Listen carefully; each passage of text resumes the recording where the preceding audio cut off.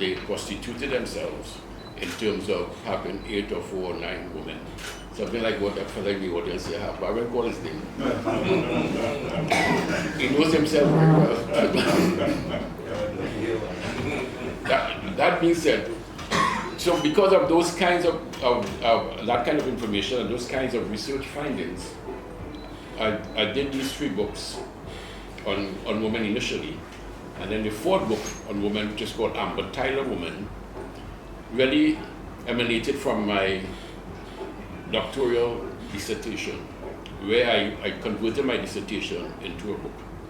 And this specifically from the Gael, which is from 1838 to 2014, tracing the role of women in the Calypso arena, what they have done, how they have contributed.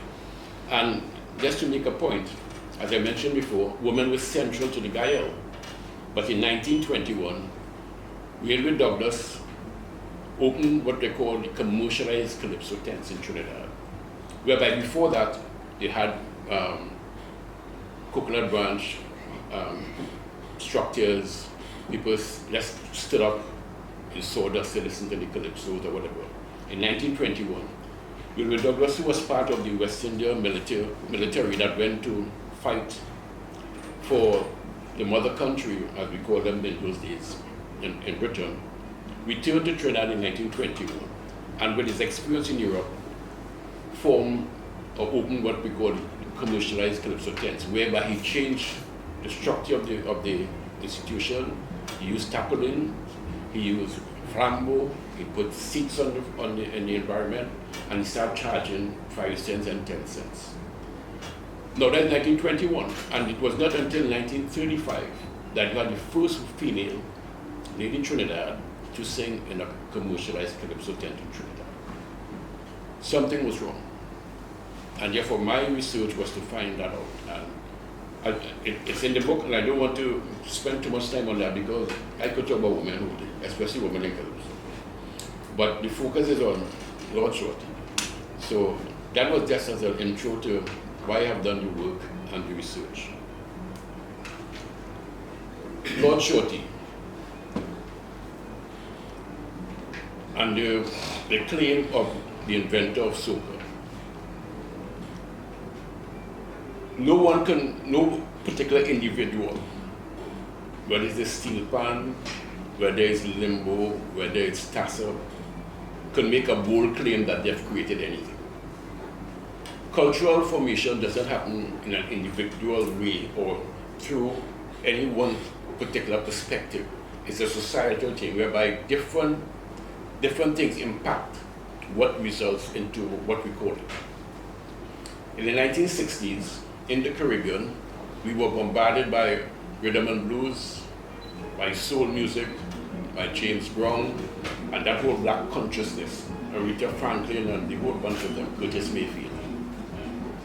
That transferred into Trinidad, whereby from 1968, there was a sense of uneasiness amongst the young population, the young black population, who sought justice and equity, not only in terms of the political structure, but in terms of culture.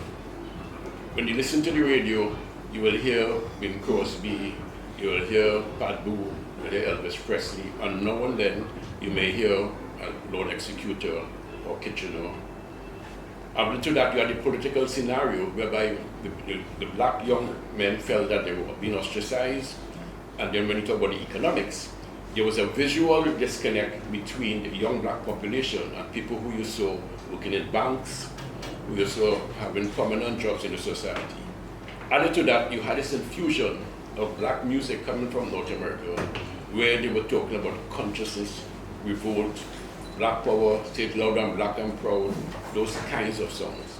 Now, any society that has been infiltrated by music will result in the young people in particular recognizing the importance of that and seizing the opportunity to create and use the music for their own socio-economic or cultural purpose.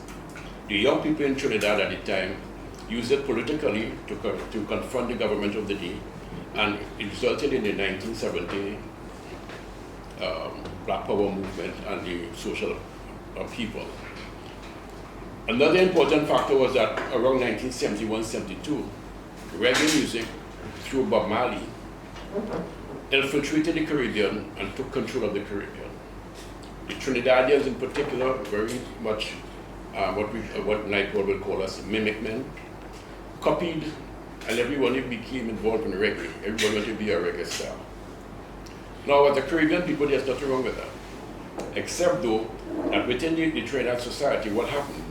They began an abandonment of the calypso genre of music. And this is where Lord Shorty comes into play.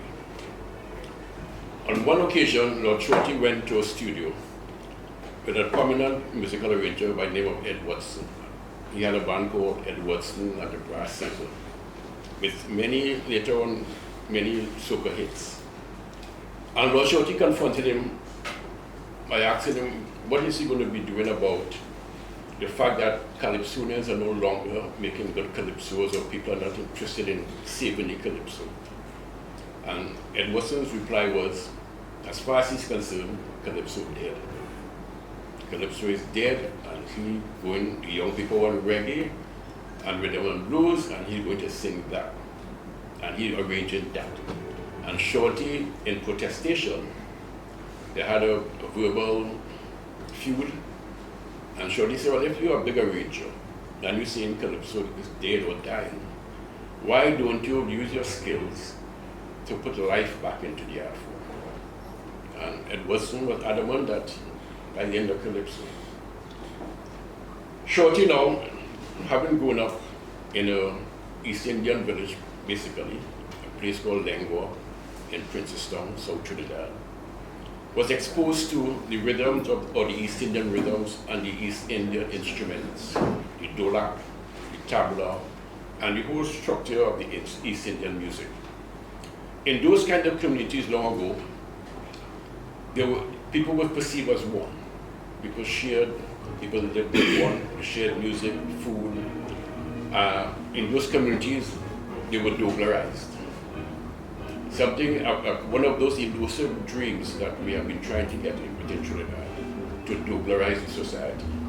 Now, some leaders have fought against that because it's of the view for some of them that it will devalue their race or all kind of reasons, but we will get to that. But Shorty used the opportunity to merge and blend the East Indian dholak and the tabla with African drum and African instrumentation. And that is how what emerged at what we now call soca. So a number of things we need to note. One is the unrest that was prevailing in the society, the social and cultural unrest that was taking place. The lack of the tough people to put life into the old calypso, and Shorty's stance that calypso must not die, but we must find a new way to create or save the music. So that's what I'm saying. One individual cannot create a musical genre, but he could be credited for labeling it or calling it what it is. And this is where I'm saying Shorty is the one without that. Over the years, we have had all kinds of discussions about who created soca, within Trinidad in particular. We had people like Maestro being mentioned, a good friend of his, who was also from South. We had Shadow being mentioned in the discussion. We even had people out of Trinidad like Eddie Grant, Guyana and North American fame. We had Branca from Barbados. We had Antigua with Swallow. And a number of people would say that they were doing the same thing. What has remained consistently clear, though, is that no one has ever challenged who called the music soca. No one. None of those individuals mentioned, no one has ever said, well, no, I call it soca first, or I call it soca before Shorty. And that is the challenge I have put to all of those who have objected to the fact that I will say Shorty created soca. If you have created soca, when did you label that? And what caused you to label it or call it soca? No one has been able to answer that. So let's continue in a bit of my presentation and then we come back to some of the issues.